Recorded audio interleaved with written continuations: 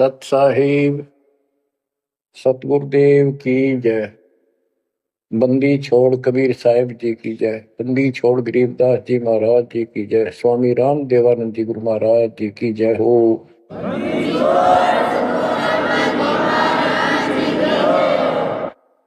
सर्व संतों की जय, सर्व भक्तों की जय, धर्मी पुरुषों की जय। श्री काशी धाम की जय, श्री सुडानी धाम की जय, श्री क्रोथा धाम की जय, श्री बरवाड़ा धाम की जय।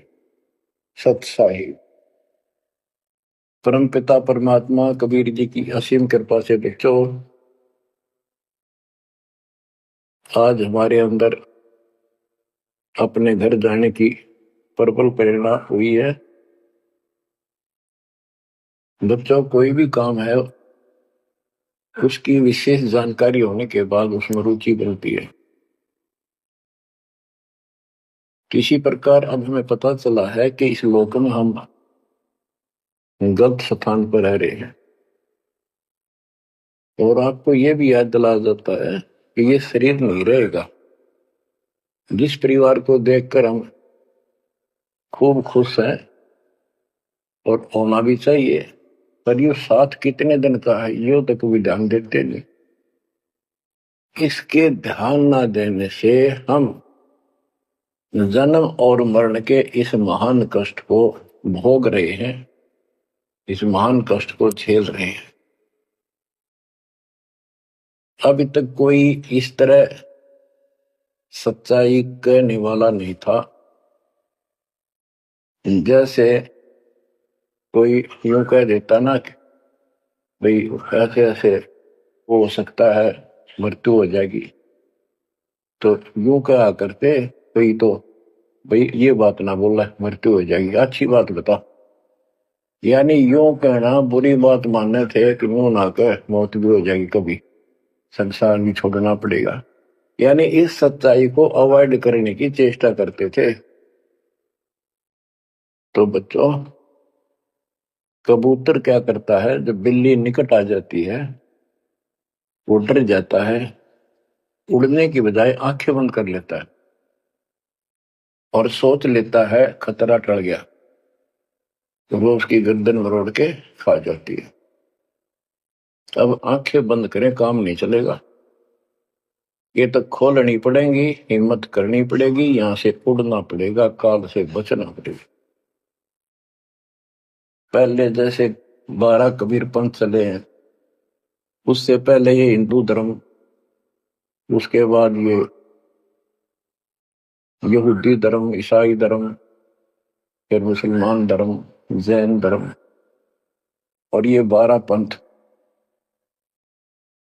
इनमें ज्ञान तो बताया जाता था कि भक्ति कर लो, नहीं तो 84 लाख योनियों में जाना पड़ेगा, पशु पक्षी बनना पड़ेगा। और आत्मा डरती भी थी, भक्ति के लिए प्रेरित भी होती थी, लेकिन वो भक्ति शास्त्र विरुद्ध थी, शास्त्र में प्रमाणित नहीं थी, और वो ज्ञान भी शास्त्र प्रमाणित नहीं था।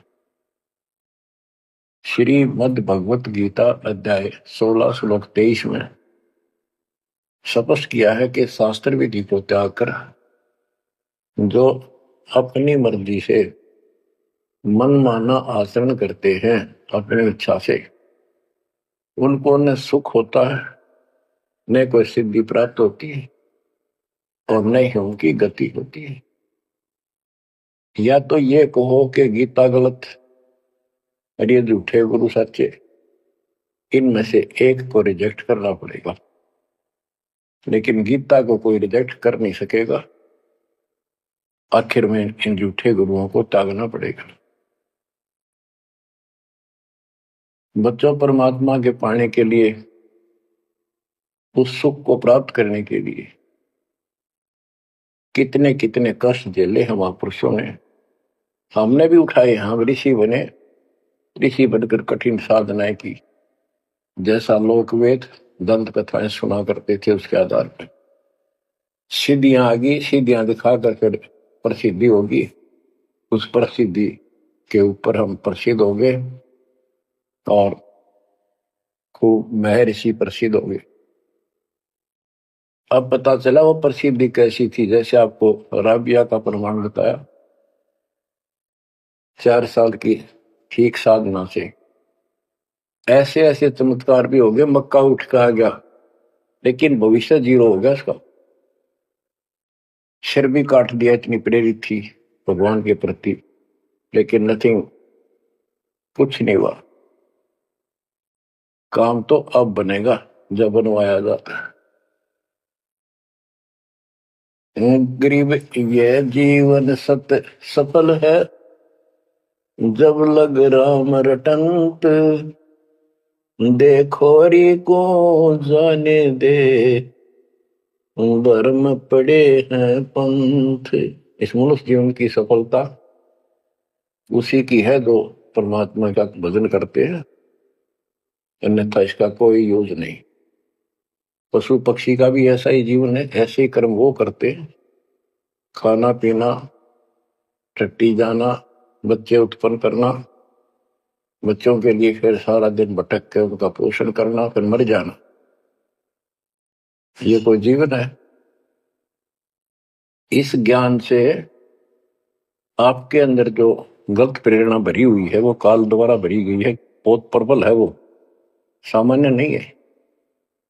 अब जैसे किसी को बुखार हो जाता है तो उसके बस की बात नहीं वो नॉर्मल हो जा, तो उसके लिए औषधि की आवश्यकता पड़ती है, और जब नॉर्मल हो जाएगा फिर सारे काम ठीक करेगा। इसी प्रकार ये आपके बस की बात नहीं है जो आप जिस व्यवस्था में लग रहे हो। ये इस ज्ञान से, इस भक्ति से आपका ये अज्ञान हटेगा, ये जिससे प्रभावित हो बुखार हटेगा, फिर आपकी लगन अजब से बनेगी, अलग से बनेगी। अगर ये भाव नहीं बना तो क्या ये जीवन अच्छा है जो आप जी रहे हो? कोटि जन्म तन भर में तोगे कुछ नहीं हाथ लगा रहे, कुकर कुत्ता, सुकर सुअर, खर गधा, कौवा बुगला, बता इन प्राणियों के शरीरों में असंख्यों बार कष्ट उठा लिया अपने को, असंख्यों बार, एक बार नहीं। तो क्या इस प्रोसीजर को जारी रखोगे? मेरी आत्मा तो मान नहीं रही कि आप इसको स्वीकार कर दोगे। और अब भी आपकी आंखें नहीं खुलेंगी और आपकी प्रेरणा नहीं बनेगी, तो फिर इंसान नहीं, पत्थर हो तुम, पत्थर। कोटि वर्ष करे संगत संतों की, पत्थर का दिल में क्या बीजे, चंदन बण में रंग ला दे, एक बांस बिटन भी ना सींचे।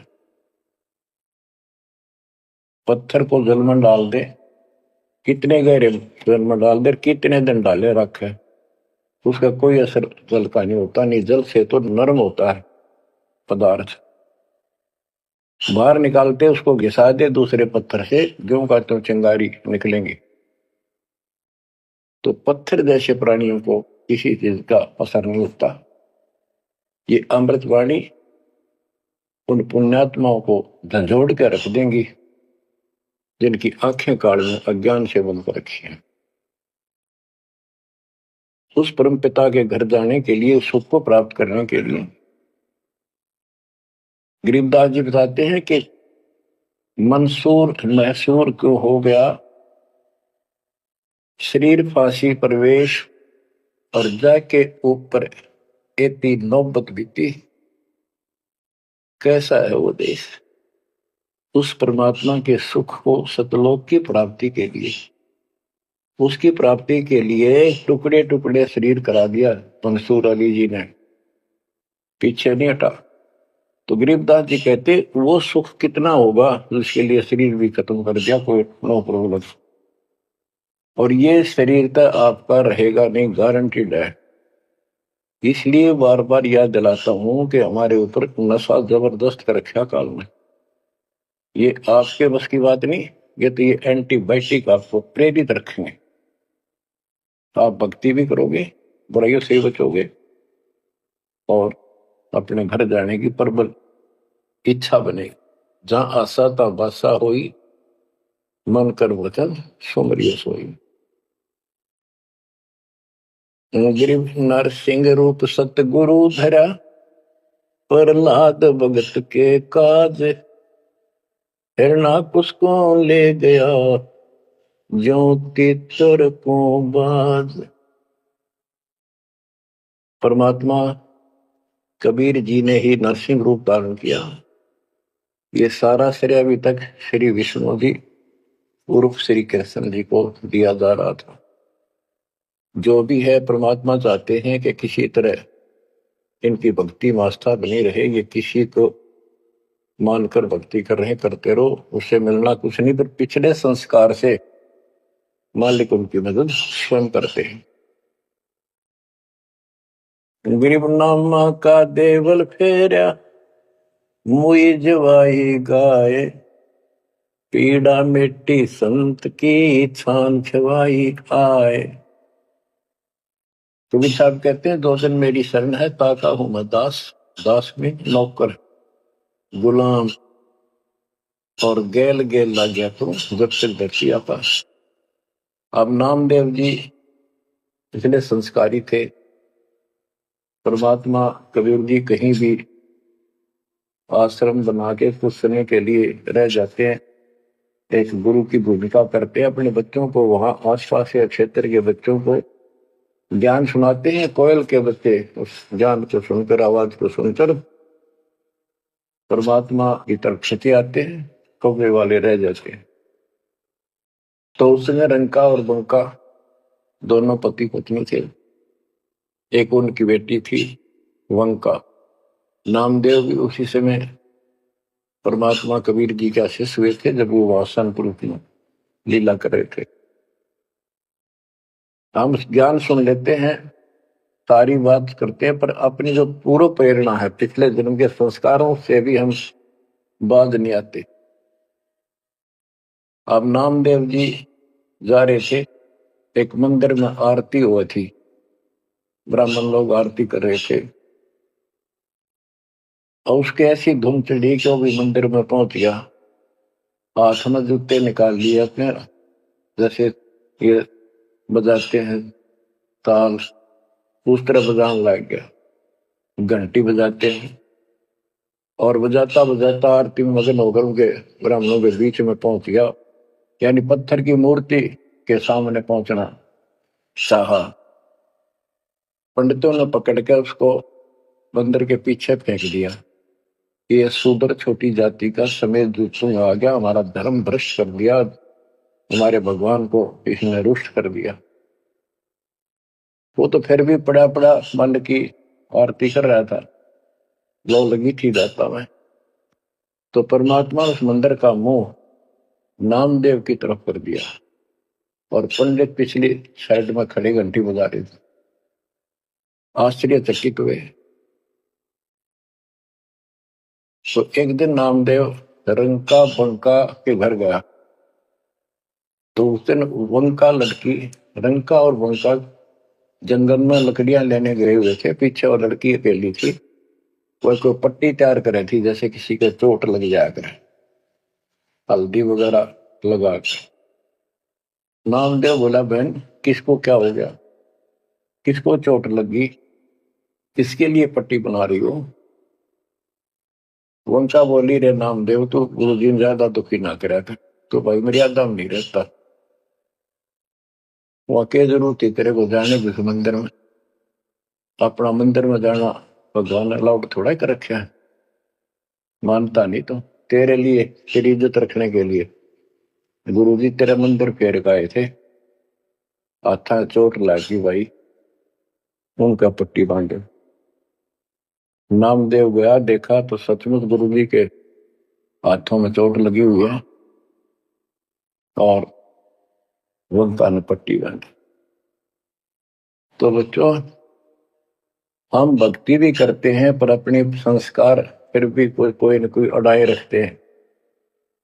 ये परमात्मा को परेशान करते हैं। अब आ गया है कति पीक टाइम, अब ये बात नहीं चलेगी। पहले तो चलो को रह गए, कोई बात ना, पैर पकड़ लिए भगवान ने, अब क्या फिसल गया पैर, तो पता नहीं कहां पड़ोगे जाकर। ऐसा अजब गजब का ज्ञान दे दिया, ऐसा समाधान आपको दे दिया, और ऐसे समय में मानो श्री मालिक ने। तो आंखें खोल लो। गरीब नामा का देवल फेरा, मुई जवाई गाए, पीड़ा मिट्टी संत की, छान छवाई आए। अब जिसमें नामदेव जी ने मंदिर घुमा दिया, घुमाया तो मालिक ने था, लेकिन मालिक अपने नाम नहीं लेते। करा करावा साइया, मन में लहर उठा, दादू सदर जीव के आ बगल हो गया। उनकी महिमा ज्यादा होगी। मुसलमान धर्म के लोगों को दिक्कत हुई, उन्होंने राजा को कहा कि ऐसे ऐसे काफिर है, वो दुनिया को गुमराह करता है कि मुर्दे जिंदे कर देता है, मंदिर घुमा दिया, ऐसे कर दिया।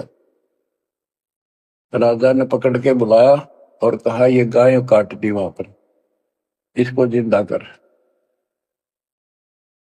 जब जाने तो संत है, नहीं तो तेरी गर्दन यही काट दूंगा। कबीर साहब कहते हैं हम फिर वहां गए अपने बच्चे के लिए और उस गाय को जीवित किया।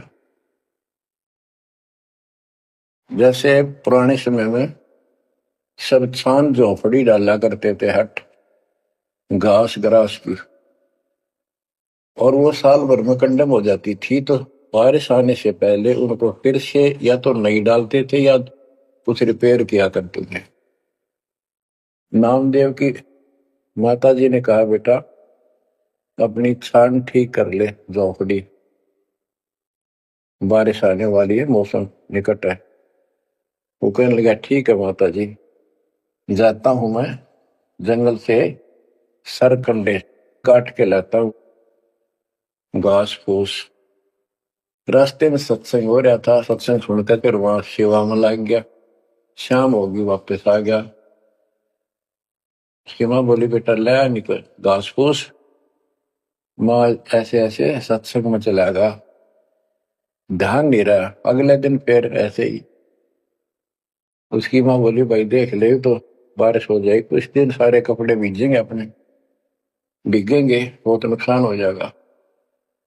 अगले दिन भी ऐसे हुआ। तीसरे दिन उसने सोचा आधा सत्संग सुन लो और फिर जाऊंगा। आधा सत्संग सुनकर चल पड़ा। सत्संग तो फिर पूरा ही सुनना पड़ा उसने, फिर सेवा सेवा ना करी, अपना काम के लिए चल पड़ा। जल्दी जल्दी घास फूस काटने लगा, पैर में कुहाड़ी लगी, दांती लगी और ज्यादा चोट लग गई। पैर के पट्टी बांधी, अपना कपड़ा वही ले रखा तो पाड़ के चद्दर। और उसी दिन परमात्मा ने नामदेव का रूप बनाया और खूब ये सरकंडे सिर पर धर के ले आए, आके छान बना दी और डाल दी। नामदेव शाम को लंगड़ाता लंगड़ाता पहुंचा। माँ बोली के लग गया बेटा? उन्होंने बताया माँ ऐसे ऐसे आज भी ना लड़ पाया मैं तो। माँ उस झोपड़ी से आगे पहुंच गई, बेटे को तकलीफ सी देख के क्या लग गया बेटे का। माँ माफ करिए आज भी नहीं सामान जान पाया मैं तो, वो ऐसे ऐसे बन गई मेरे साथ। कोशिश करो था जल्दी जल्दी काटू, माँ दुख पाओगी। मेरे तो पैर में कुहाड़ी लग गई है, दांती लगी, चोट लगी और चला भी नहीं जाता। माँ ठीक होती बनाऊंगा झोपड़ी। उसकी माँ उसके मुंह की तरफ देखे और कहा बेटा क्या बोल रहा है तू? तो अभी तो आया था झोपड़ी खुद बना के गया, बेटा क्या कह रही है, चोट कब लगी तेरे? नामदेव निकट आया, देखा ताकि झोपड़ी बना रखी है गजब के सरकंडे लाके। ऐसे तो आसपास की तो थे भी को नहीं, ऐसा घास फूस। नामदेव खूब रोया बैठे। माँ भगवान थे, परमात्मा थे वो तो बच्चों जो दिन मेरी शरण है ताका हूं मैं दास, गेल गेल लग गया जब तक धरती आकाश। ये किसी जन्म में भक्ति खूब करी थी जैसे इस युग में, और इस युग के फिसले हुए भक्ति गजब की रहती है, क्योंकि यह साधना शास्त्र में होता है। मोक्ष ना होता तब तक परमात्मा इनके साथ ठहरे, इनसे चमत्कार भी होते रहते, नाम भी हो जाता, पर काम तो ना बना, मोक्ष तो ना हो। तो ये जो ज्ञान आपको सुनाया जा रहा है, ये हर पहलू पर आपको सतर्क किया जा रहा है। तो या तो इस भक्ति में छोड़ दो, रिया कति दृढ़ हो जाओ, कमर कस लो, अब के पीछा छुटवाना है। ये लल्लो पत्तो बहुत होली, केवल हम सुख मांगते हैं, धन मांगते हैं, बेटा ना तो बेटा मांगते हैं और धन संपत्ति मांगते हैं। ये तो बिना मांगे दे देगा, जब दिल डट गया आपका, दृढ़ रहे तो कोई भी काम है दृढ़ता के साथ होता है।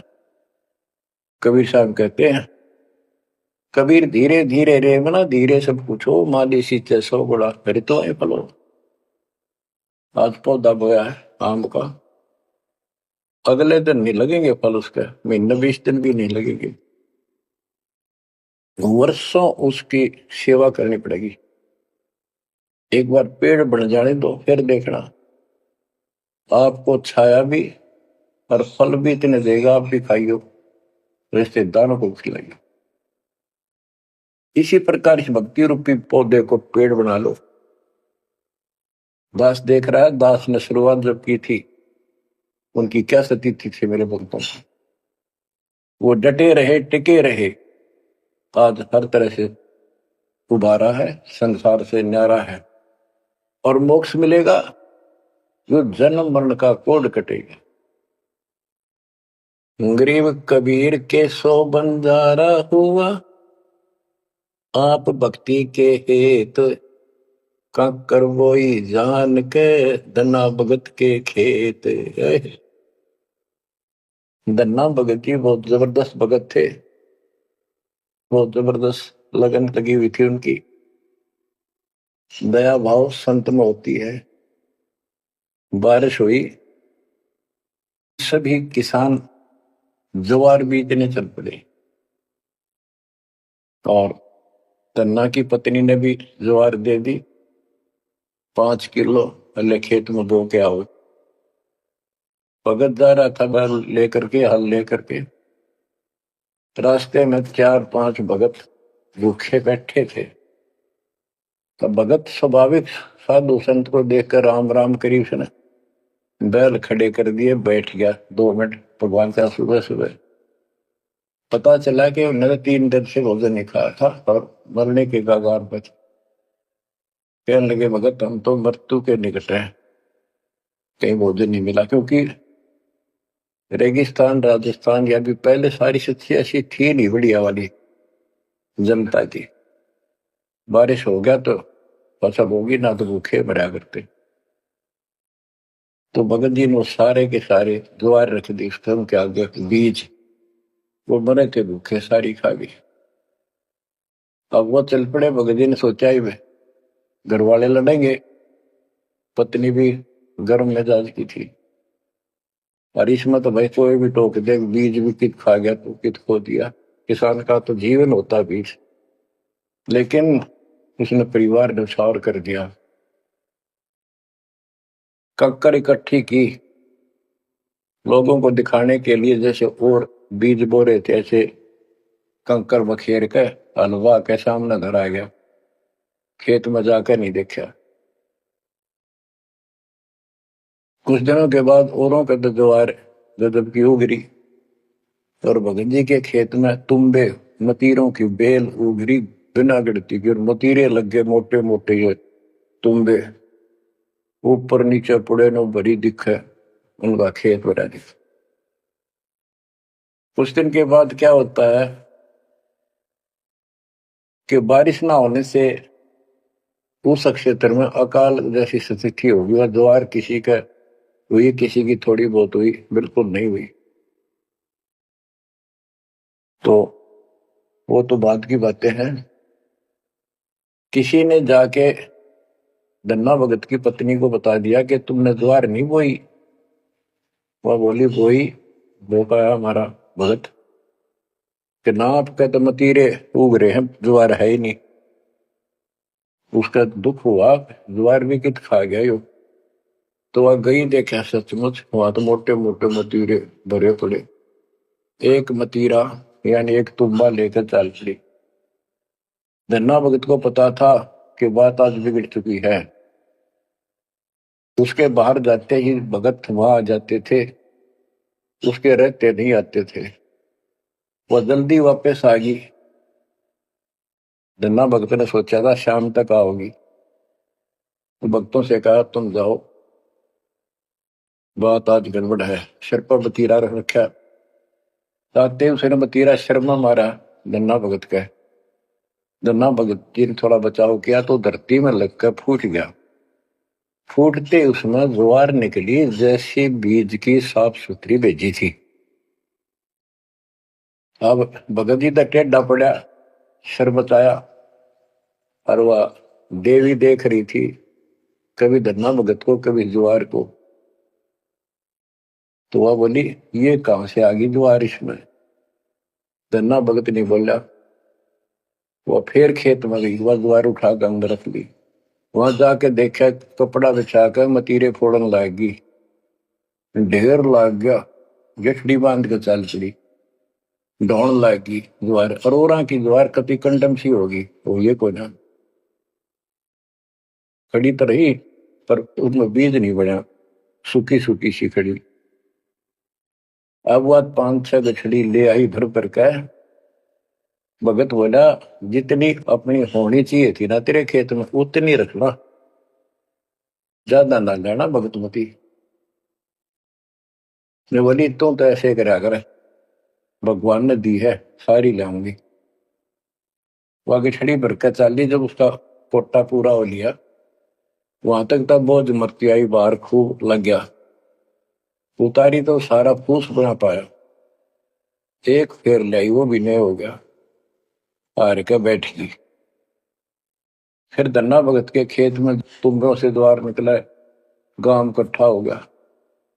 भगत बोला भाई अपनी बांट लो थोड़ी थोड़ी, तो सारे भूखे मर तो बच जाएगा गाँव। तो सब ने अपने हिसाब का थोड़ा थोड़ा ले लिया, और फिर भी उबरती रहेगी। बच्चों ये बातें कोई बनावटी नहीं है। जिनने भगवान के ऊपर समर्पण किया, जो भगवान पर समर्पित हुए, भगवान ने कभी उनका मारा नहीं। चारों युगों को देख लो, हमने किसका रखा मार। तो बच्चों ये महापुरुषों की जो कथाएं हैं आज अपने काम आऊंगी। आप एक बार लग कर देखो इस मार्ग में, कोई जगह नहीं रहेगी आपको अगर मगर करने की। इस मन को कति परमात्मा हर तरह से संतुष्ट कर देगा। दास अपनी एक कथा बताओगा। हम सुनते थे कि द्रौपदी का चीर बढ़ा दिया भगवान ने, पर ये नहीं पता था क्यों बढ़ाया था। वो तो अब इस तत्व ज्ञान से निखार हुआ कि कबीर परमात्मा ने एक लीला करके उसका लीर ग्रहण किया कपड़ा, पर उसके कारण बढ़ा था।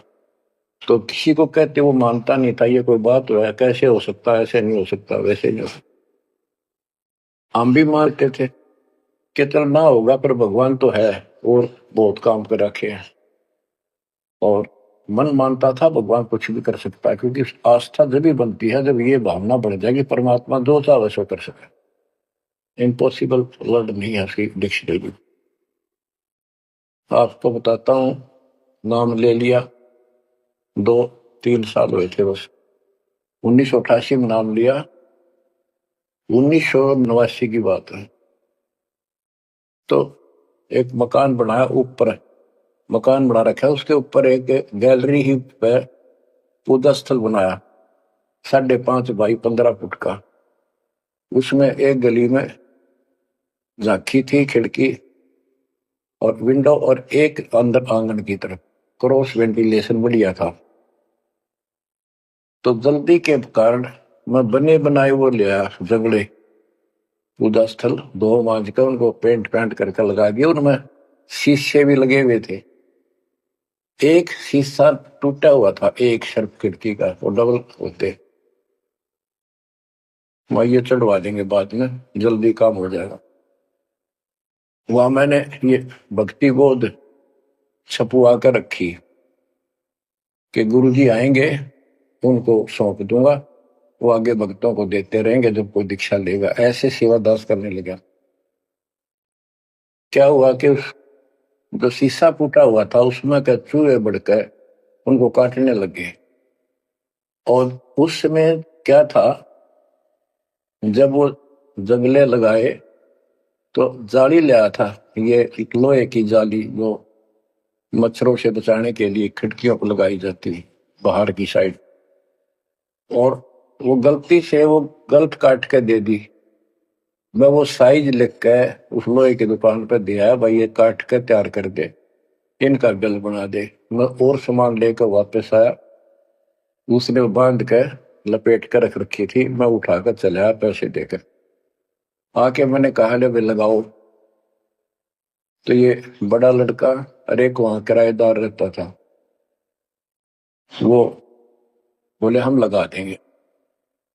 कील क्या सारी ला रखी थी, उन्हें सीढ़ी लगाई। मैं तो चला गया उनको कह के, शाम में आया तो कोई नहीं लगा रखी।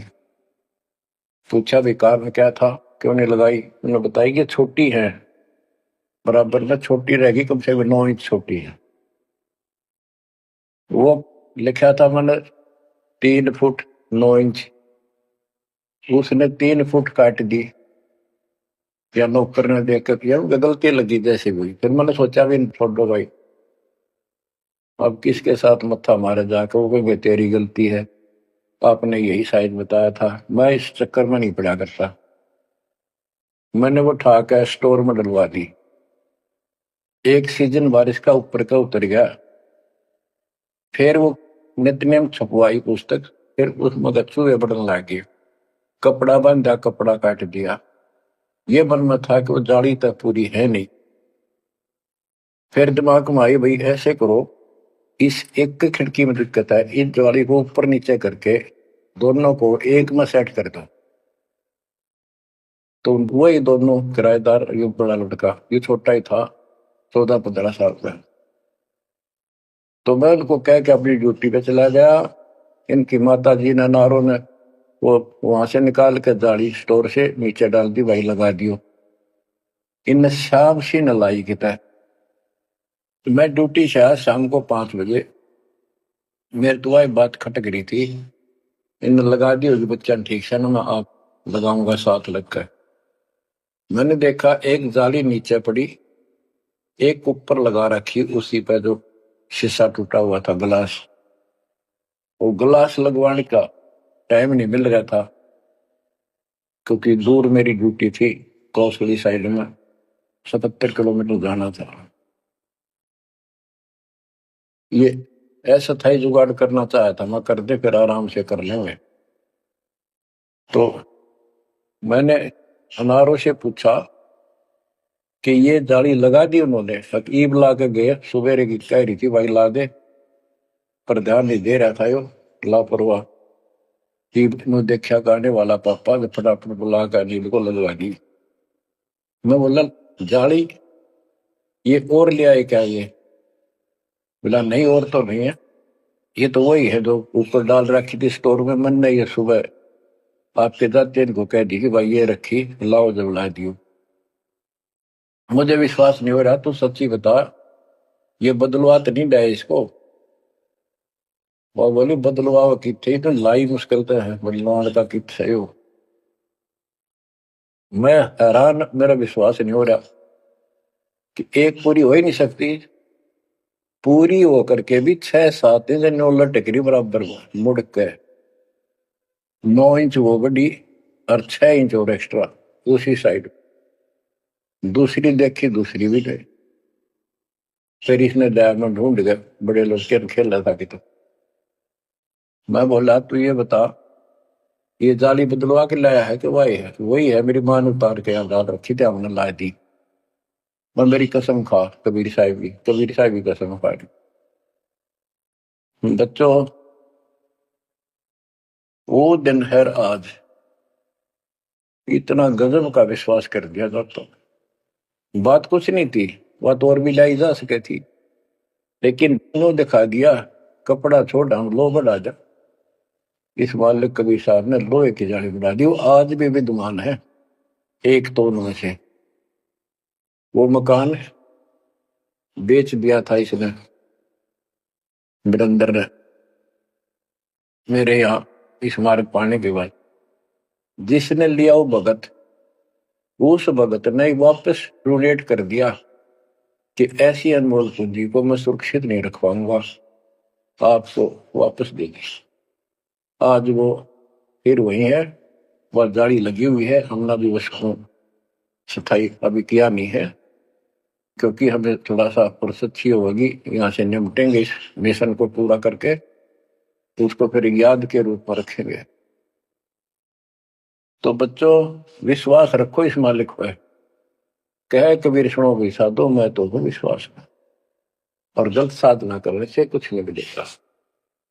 क्या बताते हैं, गरीब कबीर के सो बंजारा हुआ, आप भक्ति के हेत काकर बोई जान के, धन्ना भगत के खेत। वहां काकर से अन्न हुआ, कंकर से, वहां काकर से अन्न हुआ, वहां केसों से हुआ कबीर, वार पार पावे नहीं गति कुछ गहर गंभीर। अब नकली गुरुओं के कारण ये सारा अध्यात्म ज्ञान नष्ट होया पड़ा था। उसके बारे में गरीबदास जी बताते हैं, गरीब विष्णु त्रिलोकी नाथ के परचे कोटि अनंत, भगत वत्सल भगवान है क्यों निंदत है संत। यानी भगवान में आस्था बनाए रहने के लिए परमात्मा ने इन पर विष्णु जी को निमित्त बनाकर लीलाएं की। कहते हैं इनको विशेष वो ना समझो, ये भी अच्छी आत्मा है, तीन लोक के नाथ हैं। अब जैसे कोई मंत्री है, उसकी भी पावर होती है, उसको ये कहना तो कुछ नहीं है, प्रधानमंत्री सब कुछ है, ये तो लड़ाई वाली बातें हैं। ये तो सतीथी बताई है, इनकी इतनी औकात है, इतनी ताकत है, उनकी इतनी है, इनसे हम दूर नहीं हो सकते, और इनको एज ईस्ट पूज भी नहीं सकते कि ये करतार बने हुए हैं अपने आप। ये वो करतार नहीं जो होना चाहिए। गरीब करता ऊपर चोट है, कहते हैं करतार, मूल लह नहीं मूर्खा, गिनते हैं क्यों डारे। ओए होए, कि जितने करतार अपने आप बना रखे तुमने, राम कृष्ण विष्णु, ये फिर कितने बना रखे। कर्ता ऊपर चोट है, जो एक करतार को छोड़कर अन्य जो कर्ता बनते हैं उनकी दुरुक्ति होती है। रामचंद्र देख लो, सारी उम्र दुखी रहा और कर्ता बन रहा था, लोग भगवान के तो अभिमान लेता था, आजीवन कष्ट रहा, अंत में सरयू नदी में जल समाधि ली, डूब कर मरा। कृष्ण जी सारी उम्र दुखी रहा, सुख का सांस कभी नहीं, कभी कंस, कभी केसी, कभी चाणूर, कभी कुछ पूतना, और आखिर में दुर्वासा के श्राप से कुल उनके सामने नष्ट हो गया। जिसका कुल सामने मरे और पाछे वो जीव है, सबसे निर्भाग आदमी है, सब कष्टों को देख कर रो रो के टाइम काटा। आखिर में एक विषाक्त तीर से मारेगा, विषाक्त जहर से बुझे हुए एरो तीर से मारेगा। अब क्या बताते हैं, गरीब करता ऊपर चोट है, कहते हैं करतारे, मूल लह नहीं मूर्खा, गिनते हैं क्यों डारे। के मूल की पूजा क्यों नहीं करते, डालियों में क्यों गिनते फिर हो तुम, कितने भगवान है, कितने टहनी है। मूल से सब कुछ होता है। गरीब सतगुरु साहिब एक है, दूजा ब्रह्म विरोध, बिन सतगुरु सूझे नहीं, चाहे पढ़ो 18 बोध। गरीब गल गोटा गुरु आखने, फांसी दे अड़ाए, द्वादश तिलक बनाए कर, चंपुर दे धकाए। कि ये इंसान का नाश करने, मनुष्य जीवन को बर्बाद करने वाले, ये बाह्य दिखावा करके द्वादश 12 तिलक बना लेंगे, कंठी माला पहन लेंगे, लाल कपड़े बड़ी बड़ी दाढ़ी मूछ उठा लेंगे या घुटन घोट हो देंगे, मूड में डालेंगे। ये गलगोटा है, ये काल की फांसी लिए फिर रहे झूठी साधना करवा के। कहते तो 10 तिलक बनाए कर लोग इन पर कुर्बान हो जा साधु है, और जमपुर दे धक्का, यानी उस नरक में धक्के ठोक दे। क्या साधना गलत पे जागा करो। गिरव झूठे गुरु का नाक ले, फिर सरवण और नैन, सतगुरु बोले साखिए, दूर कर फोकट पहन। कहते नकली गुरुओं का इनका जूते मारे, नाक काटे, यानी कहने का भाव है कि इनका बच जा, दूर हो जा, फूक दे। फूकना मतलब ये नहीं आग लगा दे या मार दे। उन्होंने को आग्रह कैसे, यह कहावत हमारे यहाँ कि इसने फूक दे एक तरफ, जैसे कोई सामान मंगाया, इसकी जरूरत नहीं, कौन ख्याल है ना, फूक एक तरफ, यानी पटक दे दूर। एक गरीबदास जी कहते झूठे गुरु के नाक कान काट दे। इसका अर्थ है कि उनको कति वहां से अपने से दूर कर ले। गरीब झूठे गुरु को झटक दे, से स्वामी को फूक, या मैं दोष जरा नहीं, शब्द कहा हम कूक। गरीबदास जी बताते हैं झूठे गुरु को झटक दे, और जो नकली शिष्य उन पे चपके बैठे उन्हें भी फूक। फूकने का मतलब ये नहीं उन्हें मार दे कि एक तरफ पड़े रहने दो।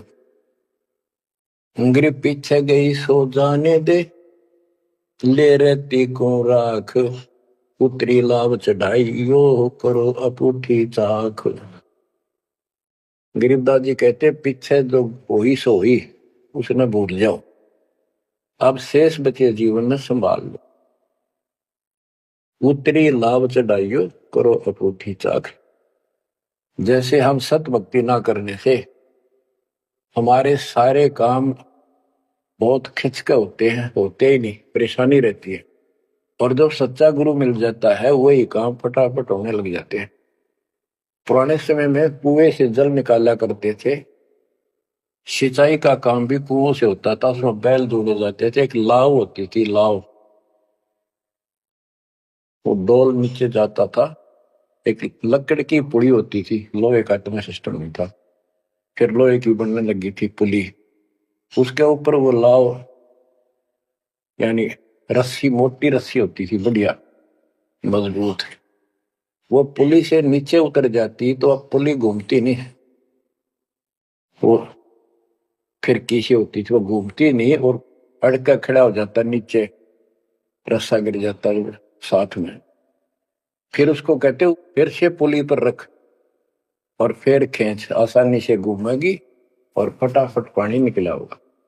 कि शास्त्र विरुद्ध साधना करके भक्ति से दूर होकर भगवान से तुम दुख पा रहे हो, फिर से भक्ति शुरू कर दो, फिर आपको सुख होगा। गिरव पीछे गई सो जानते, ले रहती को रख, जो शेष बचा जीवन इसको संभाल ले रख। उतरी लाभ चढ़ाई यो करो अपूठी चाख। गिरव बोए बिन पावे नहीं, जीवित कैसा योग, 84 आसन कर मिटे न संसार शोक। के जीवित मरे बिना परमात्मा प्राप्ति नहीं होगी। तुम जैसे बकवादों लग रहे हो, जीवित कैसा योग, ऐसे भक्ति नहीं पड़ेगी। और जो 84 आसन कर करके लोग दिखावा करते हैं, इसे मोक्ष नहीं है। गिरिव पंचअग्नि पाखंड है, मोनी तपे आकाश, झरने बैठे क्या हुआ, क्या जी में पंच गिरास। ये 5 धुएं लगा के बीच में बैठ जाते हैं, ये पाखंड करने के लिए। इन मकला इतनी है ज्ञान नहीं इनको। कोई मौन रखता है, कोई तप करता है, मटके घड़े के अंदर सुराख करा के एक तपाई कर रख के 40 दिन सर्दी के महीने में 100 मटके डेली पानी के अपने सिर पर डलवाता है। और वो बड़े बड़े गांव के लोग उस पाखंडी के चारों तरफ परिक्रमा करते हैं। और कोई कहे मैं सिर्फ 5 गिलास खाया करूं, ज्यादा खाता नहीं। इस तरह के ड्रामाबाजी से अट्रैक्ट करते पब्लिक को, पल्ला कुछ नहीं। गरीब दूधा धारी शब्द है, पान फूल फल खाई, घट में नाम न संचर, ये बंधे जमपुर जाई। कई बताते हैं एक बाबा है, दूध दूध पियो है, बड़ा शब्द है, दूध दाधारी बोलो है, और केवल कभी फल खा लेता है, कोई फूल फल ही खाता है। तो गरीबदास जी कहते, गरीब दूध दाधारी शब्द है, ये पान फूल फल खाई, घट में नाम न संचय, बंधे जमपुर जाई। सच्ची भक्ति है नहीं, सीधे नरक में जाएंगे। गरीब चुंडित मुंडित भद्रा, मोनी मैल न पावे, धूमर पान ठडेसरी, ये दो जग धक्के खा। गरीब योग नहीं यो रोग है, जब लग निज नाम न चीन, घर घर द्वारे भटकते, देख बिना यकीन। गरीब देख लिया तो क्या हुआ, जब लग नहीं विवेक, तीन काल निपजे नहीं, नहीं मिटे कर्म रेख। के चुंडित मुंडित, जैसे बड़े बड़े सर पर जटा रख रखी है, दाढ़ी बड़वारी, माला मोड़ा पहन गए, बाहर भाई ड्रामा फूल कर रखे है, लाल कपड़े पहन रखे, या कति गोट करवा रखा, मुंड मुंडवा रखा, कहते हैं इनसे कुछ नहीं मिलना, कोई मौन रखते हैं। गरीब चुंडित मुंडित भद्रा, मोनी मैल न पावे, धूमर पान ठडे सरी, ये दो जग धक्के खाओ। ये धूमर पान करें, नशे करें, सुल्फे की मारे चलम भर कर ढूंढ उठा दे, ठड्डे श्री खड़े होकर तप करते, कहते दो जग में धक्के खाओगे, नरक में जाएंगे। बच्चों, ये मूल ज्ञान है, ये तत्व ज्ञान है, और ये जो ज्ञान आपको दिया जा रहा है, आपके लिए वरदान होगा। ये कबीर साहब की गिफ्ट है। इस रजा को संभाल के रखियो, इसको हल्के में ना लियो बच्चों, कुर्बान हो जाओ। ये धंधे करते था, सिंगन हो गए, कितना पूरा ना पट्टा। इसकी शरण में डट कर सत्संग सुना करो, सेवा करो, और दान करो, मर्यादा का निर्वाह करो, भक्ति करो। देखना नारे रंग ला देगा दाता। मालिक आपको मोक्ष दे, सद्बुद्धि दे, आपको याद बनी रहे अपने घर की सत्साई।